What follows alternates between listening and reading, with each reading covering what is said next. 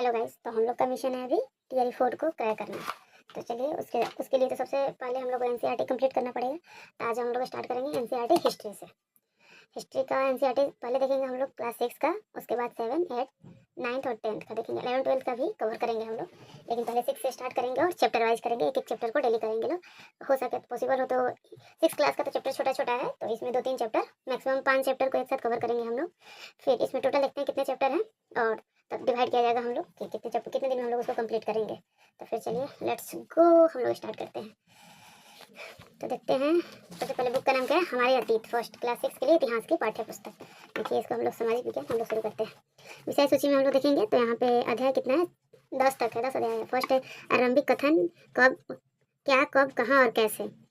फिर second chapter है आखेट, खाद्य संग्रह से भोजन उत्पादन तक। थर्ड है आरंभिक नगर। चौथा है क्या बताती है हमें किताबें और कब्र। पांचवा है हम लोग का राज्य, राजा और प्राचीन गणराज्य। छठा हम लोग का नए प्रश्न, नए विचार, राज्य से साम्राज्य तक, गांव, शहर और व्यापार, नए साम्राज्य और राज्य, इमारतें, चित्र तथा किताबें। हम लोग का टोटल 10 चैप्टर है और पेज टोटल कितना है हम लोग का 97 पेज, यानी कि 97 पेज आ रहा है। हम लोग इसको एक दिन में तो कवर नहीं कर पाएंगे लोग, कवर कर सोचते हैं, कोशिश करते हैं कि 5 पेज तक कवर हो जाए, राज्य, राजा और एक प्राचीन गणराज्य। लेकिन कोशिश करते हैं, वीडियो लॉन्ग हो जाएगा तो इसको भी छोड़ देंगे लोग, अगले वीडियो में कवर करेंगे, और नहीं तो इसी में किया जाएगा। चलिए कंटिन्यू करते हैं बिना टाइम वेस्ट किए हुए। फर्स्ट चैप्टर हम लोग क्या है, आरंभिक कथन, क्या, कब, कहाँ और कैसे।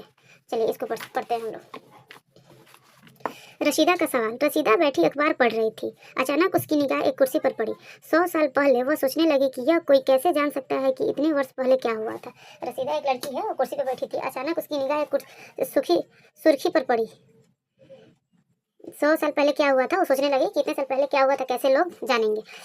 अच्छा, हम लोग इसको, आप लोग कमेंट कीजिएगा कि इसका एमसीक्यू चैप्टर वाइज कराते चला जाए या फिर क्लास वाइज किया जाए, जैसे कि पूरा 6 क्लास का कंप्लीट हो जाए तब इसका एमसीक्यू किया जाए, एनसीईआरटी का एमसीक्यू, या फिर एक चैप्टर खत्म हो उसके बाद एमसीक्यू साथ साथ चले। आप लोग कमेंट में बताइएगा, उसी अकॉर्डिंग किया जाएगा। लाइव तो नहीं है कि अभी आप लोग कमेंट करके बताइएगा, रिकॉर्डेड वीडियो रिकॉर्ड करके डाल रहे हैं, कमेंट कीजिएगा, उसी के अकॉर्डिंग किया जाएगा हम लोग का। चलिए पता करते हैं, कैसे पता लगाएं उसको सुनते हैं। यह जानने के लिए कि कल क्या हुआ था, तुम रेडियो सुन सकते हो, टेलीविजन देख सकते हो या फिर अखबार पढ़ सकते हो। साथ ही यह जानने के लिए कि पिछले साल क्या हुआ था, तुम किसी ऐसे व्यक्ति से बात कर सकते हो जिसे उस समय की स्मृति हो, लेकिन बहुत पहले क्या हुआ था ये कैसे जाना जा सकता है। जैसे कि इसको पता लगाना है कि 100 साल पहले या फिर कुछ साल पहले कैसे क्या हुआ था, उस जबकि हम लोग थे नहीं। तो फिर उसको जानने के लिए क्या करेंगे हम लोग, पहले रेडियो, ये रसीदा का कहना है कि रेडियो सुन सकते हैं, टेलीविजन देख सकते हैं या फिर अखबार पढ़ सकते हैं, उससे पता चल सकता है।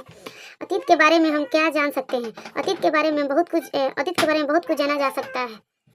उतने साल पहले क्या हुआ था किसी व्यक्ति से पता चल सकता है या फिर जो उस समय होंगे उससे पता चल सकता है, नहीं तो रेडियो टेलीविजन से। या फिर लेकिन बहुत पहले का क्या हुआ था, बहुत पहले, वो कैसे जानेंगे, उसको आगे देखते हैं हम लोग। अतीत के बारे में हम क्या जान सकते हैं। देखिए अतीत के बारे में बहुत कुछ जाना जा सकता है, जैसे लोग क्या खाते थे, कैसे कपड़े पहनते थे, किस तरह के घरों में रहते थे। हम आखेट को, यानी कि आखेटा के शिकारियों, पशुपालकों, कृषकों, शासकों, व्यापारियों, पुरोहितों, शिल्पकारों, कलाकारों, संगीतकारों या फिर वैज्ञानिकों के जीवन के बारे में जानकारियाँ हासिल कर सकते हैं। यही नहीं, हम यह भी पता कर सकते हैं कि उस समय बच्चे कौन से खेल खेलते थे, कौन सी कहानियाँ सुना करते थे, कौन से नाटक देखा करते थे या फिर कौन कौन से गीत गाते थे।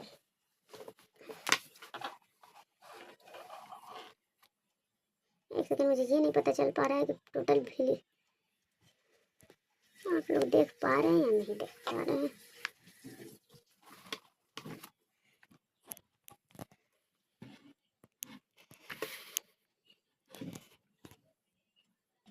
चलिए हम लोग आगे कंटिन्यू करें। लोग कहाँ रहते थे। मानचित्र 1 यानी कि पृष्ठ संख्या पेज नंबर 2 में नर्मदा नदी का पता लगा।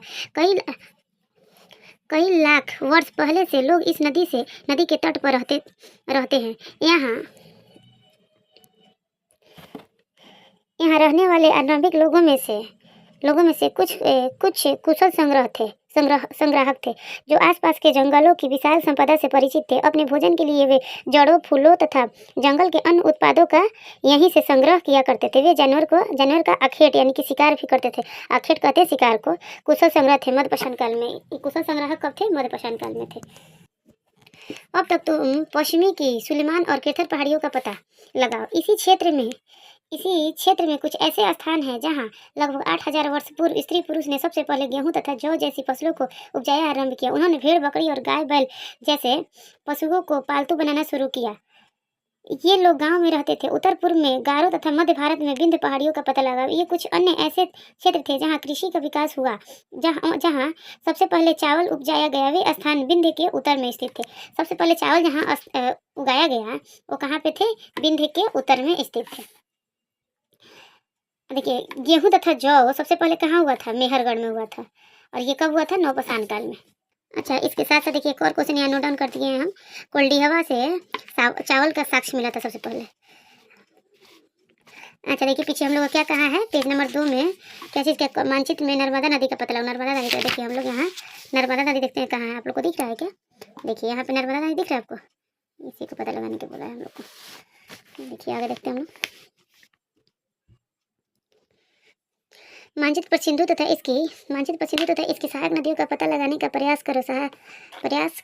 सहायक नदियाँ उन्हें कहते हैं जो एक बड़ी नदी में मिल जाती है। सहायक नदियाँ उसे कहते हैं जो एक बड़ी नदी में मिल जाती है। लगभग 4700 वर्ष पूर्व इन्हीं नदियों के किनारे कुछ आरंभिक नगर फले फूले। गंगा व इसकी सहायक नदियों के किनारे तथा समुद्र तटवर्ती इलाकों में नगरों का विकास लगभग 2500 वर्ष पहले हुआ था। पहली नगरी कौन थी? पहली नगरी क्रांति 4700 वर्ष पहले, दूसरी नगरी क्रांति 2500 वर्ष पूर्व हुआ था। गंगा तथा इसकी सहायक नदी सोन का पता लगाओ। गंगा की सहायक नदी कौन सी है? सोन नदी का पता लगाओ। गंगा के दक्षिण में इन नदियों के आसपास क्षेत्र प्राचीन काल में मगध कहाँ है? वर्तमान बिहार में मगध के नाम से जाना जाता था। इसके शासक बहुत शक्तिशाली थे और उन्होंने एक विशाल राज्य स्थापित किया था। देश के अन्य हिस्सों में भी ऐसे राज्यों की स्थापना की गई थी। लोगों ने सदैव उपमहाद्वीप के एक हिस्से से दूसरे हिस्से तक यात्रा की। कभी कभी हिमालय जैसे ऊंचे पर्वत, पहाड़ियों, रेगिस्तान, नदियों तथा समुद्रों के कारण यात्रा जोखिम भरी होती थी। फिर भी ये यात्रा उनके लिए असंभव नहीं थी। अतः कभी लोग काम की तलाश में तो कभी प्राकृतिक आपदाओं के कारण एक स्थान से दूसरे स्थान जाया करते थे। कभी कभी सेनाएं दूसरे क्षेत्रों पर विजय हासिल करने के लिए जाती थी। इसके अतिरिक्त व्यापारी कभी काफिले में तो कभी जहाजों में अपने साथ मूल्यवान वस्तुएं लेकर एक स्थान से दूसरे स्थान जाते रहते थे। धार्मिक गुरु लोगों को शिक्षा और सलाह देते हुए एक गांव से दूसरे गांव तथा एक कस्बे से दूसरे कस्बे जाया करते थे। कुछ लोग नए और रोचक स्थानों को खोजने की चाह में उत्सुकतावश भी यात्रा किया करते थे। इन सभी यात्राओं से लोगों को एक दूसरे के विचारों को जानने का अवसर मिलता था। जैसे कहीं भी लोग यात्रा करेंगे या कहीं जाएंगे, एक दूसरे से मिलेंगे तो एक दूसरे के विचार क्या है आपस में सजा होगा ही, आदमी उसे समझेगा ही। आगे देखते हैं क्या दिया। आज लोग यात्रा क्यों करते हैं? आज के डेट में लोग यात्रा क्यों करते हैं उसको देखते हैं। चलिए एक बार फिर से मानचित्र 1 को देखो। पहाड़ियाँ, पर्वत और समुद्र इस उपमहाद्वीप की प्राकृतिक सीमा का निर्माण करते हैं। हालांकि लोगों के लिए इन सीमाओं को पार करना आसान नहीं था। जिन्होंने ऐसा चाहा वे ऐसा कर सके। वे पर्वत की ऊंचाइयों को छू सके तथा गहरे समुद्रों को पार कर सके। उपमहाद्वीप के बाहर से भी कुछ लोग यहाँ आए और यहीं बस गए।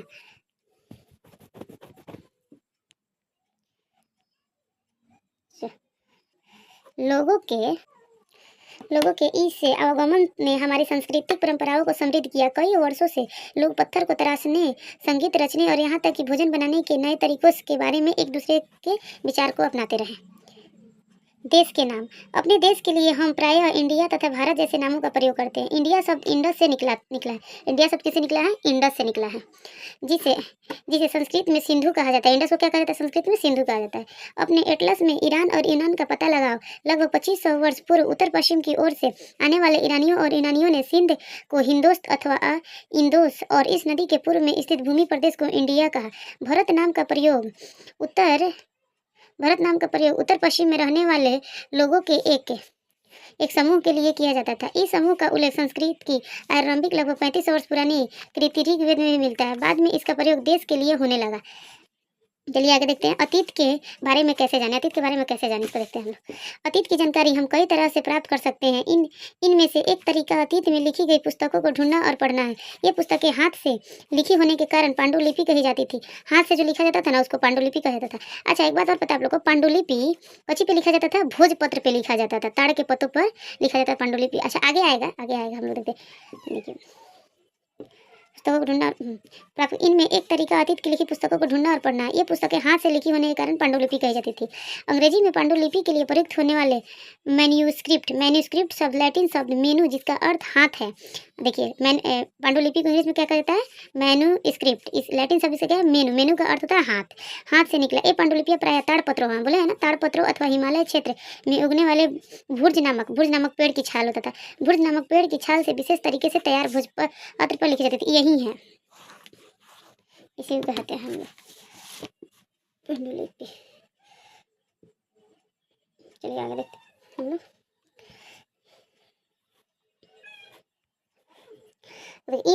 इतने वर्षों में इनमें से कई पांडुलिपियों को कीड़ों ने खा लिया तथा कुछ नष्ट कर दी गई। हाँ, पेड़ के पत्ता है, ताड़ के पेड़ का, तो कीड़े तो खाएंगे ही, इसलिए छाल है किसी पेड़ का तो भुर्ज नामक पेड़ है, उसका छाल कीड़ा नष्ट करेगा। चलिए आगे देखते हैं। कुछ नष्ट कर दी कीड़े ने। फिर भी ऐसा कई पांडुलिपियाँ आज भी उपलब्ध है। प्रायः ये पांडुलिपियाँ मंदिरों और विवाहों में प्राप्त होती है। इन पुस्तकों में धार्मिक मान्यताओं व व्यवहारों, राजाओं के जीवन, औषधियों तथा विज्ञान आदि सभी प्रकार के विषयों की चर्चा मिलती है। इनके अतिरिक्त हमारे यहाँ महाकाव्य, कविताएं तथा नाटक भी है। इनमें से कई संस्कृत में लिखे हुए मिलते हैं, जब अन्य प्राकृत और तमिल में प्राकृत भाषा का प्रयोग आम लोग करते थे। हम अभिलेखों का भी अध्ययन कर सकते हैं। ऐसे लेख पत्थर अथवा धातु जैसे अपेक्षाकृत कठोर सतहों पर उत्कीर्ण किए गए मिलते हैं। कभी कभी शासक अथवा अन्य लोग अपने आदेशों को इस तरह उत्कीर्ण करवाते थे ताकि लोग उन्हें देख सके, पढ़ सके तथा उनका पालन कर सके। कुछ अन्य प्रकार के अभिलेख भी मिलते हैं जिनमें राजाओं तथा रानियों सहित अन्य स्त्री पुरुषों ने भी अपने कार्यों के विवरण उत्कीर्ण करवाए हैं। उदाहरण के लिए प्रायः शासक के लड़ाइयों में अर्जित विजयों का लेखा जोखा रखते थे। क्या तुम बता सकती हो कि कठोर सतह पर लेख लिखवाने के क्या लाभ थे? ऐसा करवाने में क्या क्या कठिनाई आती थी? ये जो है कठोर है, कठोर सतह पर लेख लिखवाने के क्या क्या फायदे थे और क्या क्या कठिनाइयाँ होती थी, उसी के बारे में पूछ रहा है। इसके अतिरिक्त अन्य कई वस्तुएं अतीत में बनी और प्रयोग में लाई जाती थी। ऐसे वस्तुओं का अध्ययन करने वाला व्यक्ति पुरातत्वविद कहलाता है। पुरातत्वविद पत्थर और ईंट से बने इमारतों के अवशेषों, चित्रों तथा मूर्तियों का अध्ययन करते हैं। सबसे पहले हम लोग एक चीज़ पे ध्यान देंगे। तैयारी 3 में भी ये जो बगल में बॉक्स टाइप में भी दिया रहता है, चाहे इसे दिया रहता है, यहाँ भी दिया है और यहाँ भी दिया हुआ है, इससे भी क्वेश्चन उठाता है, तो हम लोग इसको भी एक बार देखते चलेंगे साथ साथ ही। देखिए इसको देखते हैं। ताड़पत्रों से बनी पांडुलिपियों का एक पृष्ठ दिया है, इसको देख लेते हैं। एक पांडुलिपि लगभग 1000 वर्ष पहले लिखी गई थी। किताब बनाने के लिए ताड़ के पत्तों को काटकर उनके अलग अलग हिस्सों को एक साथ बांध दिया जाता था। भुर्ज पेड़ की छाल से बनी ऐसी ही एक पांडुलिपि को तुम यहाँ देख सकते हो। देखिए बोले है ना, भुर्ज से बनी एक पांडुलिपि, यहाँ इसको देख सकते हैं। चलिए यहाँ देख लेना, उसी के बारे में बोला है। यहाँ देखते हैं क्या लिखा हुआ है। लगभग 2250 वर्ष पुराना यह अभिलेख वर्तमान अफगानिस्तान के कंधार से प्राप्त हुआ है। यह अभिलेख अशोक नामक शासक के आदेश पर उत्कीर्ण करवाया गया था। इस शासक के विषय में तुम अध्याय 7 में पढ़ोगे। अध्याय 7 में जब हम कुछ लिखते हैं तब हम किसी लिपि का प्रयोग करते हैं। लिपियाँ अक्षरों अथवा संकेतों से बनी होती है। जब हम कुछ बोलते अथवा पढ़ते हैं तब हम भाषा का प्रयोग करते हैं। अभिलेख इस प्रकार इस क्षेत्र में प्रयुक्त होने वाली यूनानी तथा अराइमिक नामक 2 भिन्न लिपियों तथा भाषाओं में है। देखिए यहाँ क्या दिया है। बाएं तरफ एक प्राचीन नगर से प्राप्त इस तरह के पात्रों का प्रयोग 4700 वर्ष पूर्व होता था। दाएं एक पुराना चांदी का सिक्का, देखो यहाँ पे पुराना चांदी का सिक्का दिया हुआ है। इस तरह के सिक्कों का प्रयोग लगभग 2500 वर्ष पूर्व होता था। हमारे द्वारा आज प्रयोग में आने वाले सिक्कों से यह सिक्का कैसे भिन्न है?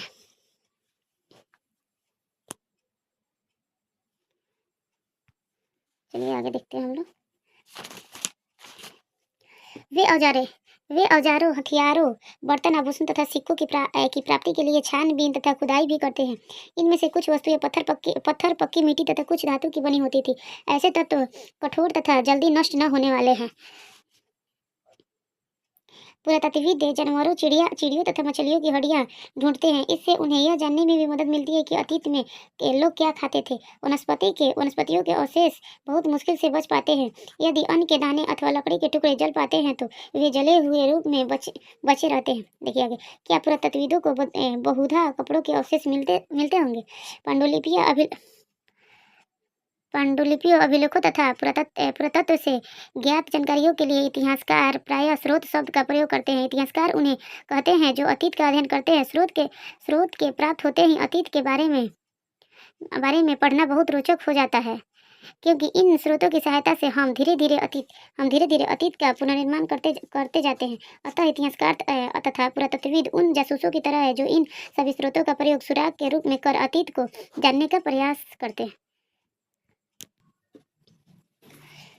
पुरातत्वविद जानवरों, चिड़ियों तथा मछलियों की हड्डियां ढूंढते हैं। इससे उन्हें यह जानकारी में भी मदद मिलती है कि अतीत में लोग क्या खाते थे।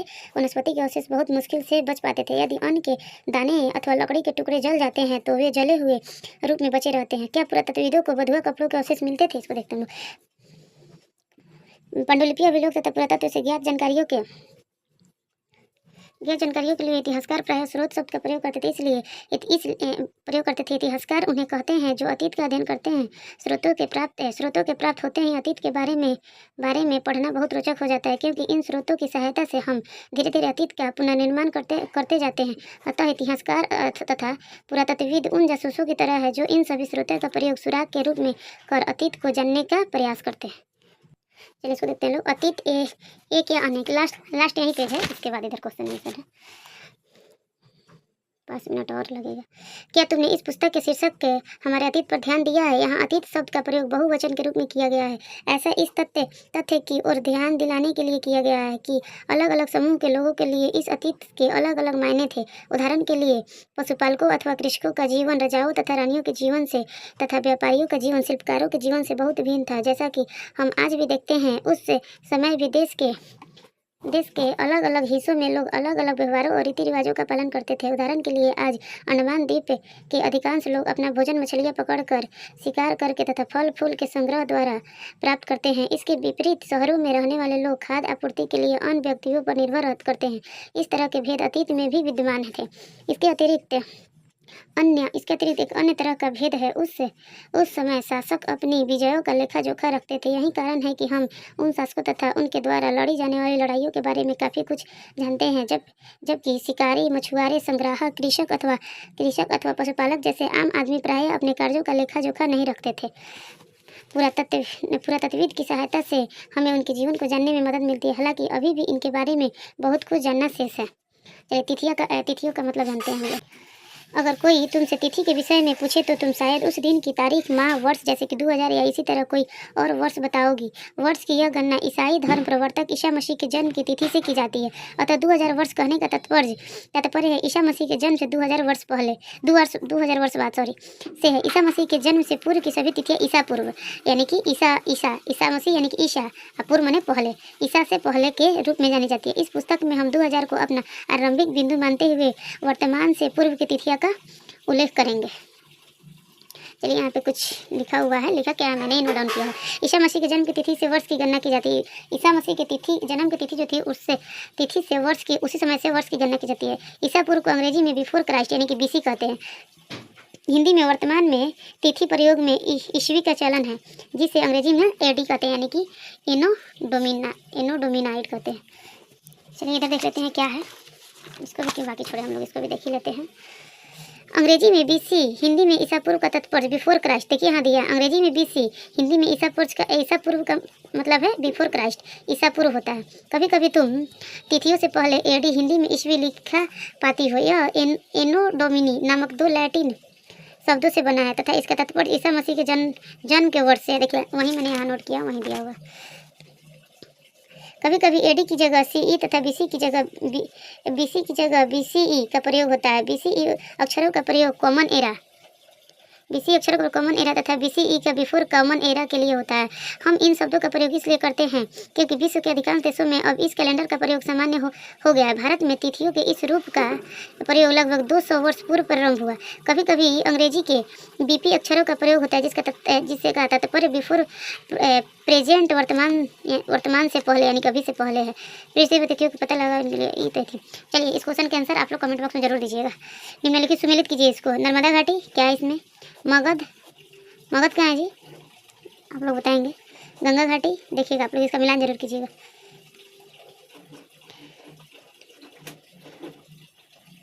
मिलान क्या क्या सामने दिया हुआ है। चलिए इसको देखिए, आओ चर्चा करें। रशीदा के प्रश्न को फिर से पढ़ो, इसके क्या उत्तर हो सकते हैं। रशीदा का प्रश्न क्या था? चलिए वो सब छोड़िए, वो सब ज़्यादा इंपॉर्टेंट नहीं है। यहाँ देखिए कुछ महत्वपूर्ण तिथियाँ, कुछ इंपॉर्टेंट तिथियाँ जो है महत्वपूर्ण तिथियाँ उसको दिया। देखिए कृषि का आरंभ कब से हुआ? 8,000 वर्ष पूर्व से।